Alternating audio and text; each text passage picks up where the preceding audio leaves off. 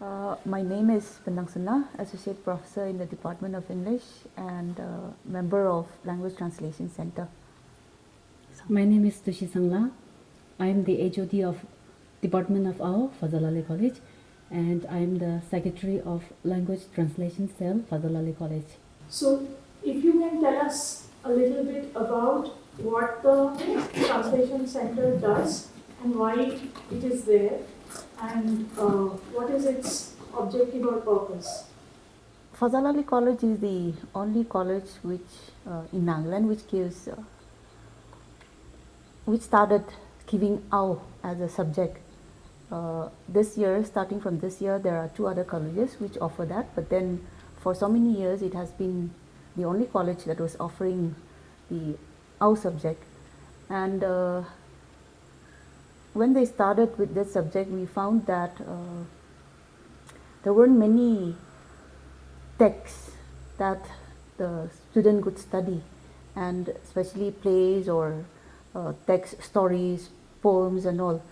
So we felt that there was a lack when it comes to text which we can prescribe for the students, and so we came up with the idea of having a translation center where we can translate canonical works also, and works that are in existence in English, and translate it into the AO language. That way we felt that it will also build our literature, the bulk of our literature. That was the initial thought. So we sat, discussed about it, and then we felt that it should not be limited only to making textbooks, or that we should look at it as only for specifically for our subject, that it should be rather, we should keep it broad. And so we came up with the motto of retrieving identities, because it involves conservation also. Because again, we also found that just as there were no texts that we could prescribe, there weren't also many writers writing in the AO language, and slowly it was dying out. So if we started a center like this, then we will be able to document things, songs or folk stories and other such things in our language, and again translate it into English so that it will have a wider audience. That was what we felt, and so we came up with this center, and we are doing it. It's around 2-3 years that is running. Very initial, so we are taking small steps, but then still going strong. Okay. Can you say a little bit about the impact that this department has created on the students or overall? I mean, 3 years is too less to create an impact like that, but then it must have created some impact because you're the first. So do you have any observation or any thought about how it is probably adding to Next the one, college? Okay. To add to what Ma'am has said, the Translation Center started producing the textbooks which is required for the students studying as honors. So students are very much interested. They look forward to have this well-structured syllabus of their own, and then some students are like showing their interest on how to go about translating stories, and then it's in the syllabus also about the translation. So they are interested to do translation, and some students are doing very well. So that's the good impact that we have shown so far. Tell us a little bit about the Skill Training Center and why it was set up and how it works. Okay, the Skill Learning Center, in our own dialect, we call it Katsang Richo. Katsang means skilled center, learning center. Okay, so it's been around three years, I think, that we have started off with this, and then we used to take the students to teach them how to make things like basketry and all, and then mura making, and then sometimes we used to outsource people from our community, from our own community, to teach folk songs and folk dance also. So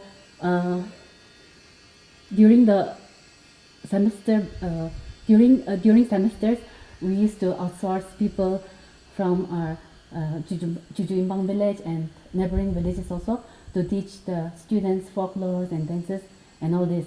So students are learning very much from this LTC. So, can you also say a little bit about the fact that in the learning center you have miniatures and you have different kinds of objects which are made by the students? How they got to make it? How do you do that with them? How it is done? Yes.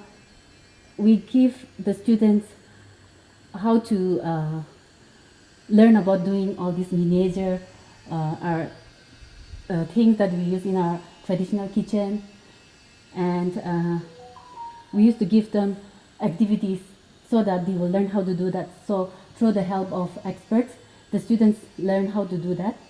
So our LDC is adorned with such miniature cultural intangible objects, as we can see in the LDC right now.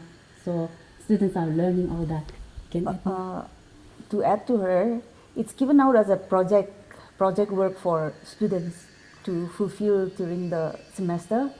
So instead of assignment, clusters or something like that, something to do with their hands, they are asked to bring an object, write something about it, its uses, and how it is made also.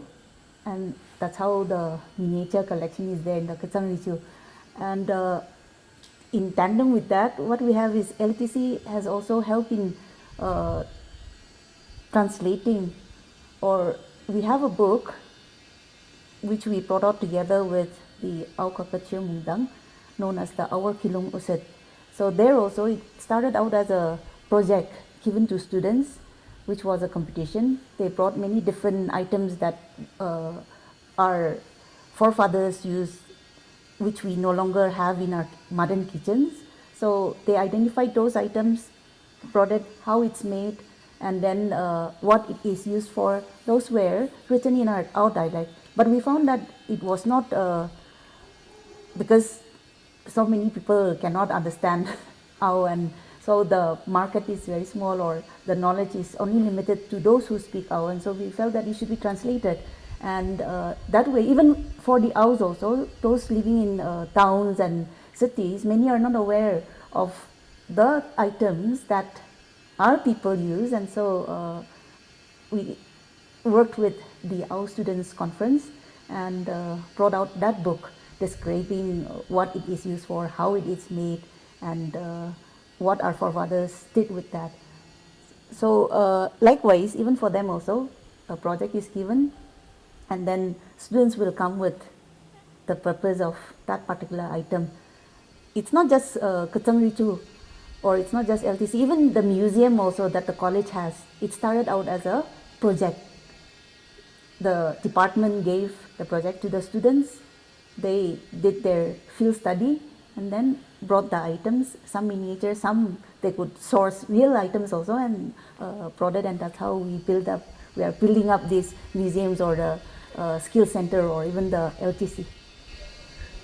So, if you can tell us a little bit about the workshop that we did today on documenting and safeguarding traditional cultural heritage and intangible heritage, if you can mention that and tell us a little bit about what is the way forward. Like, what we are doing are still time bound, right? But how do you think this will enhance, or this will support, or this will be useful in any way to the work that you're already doing?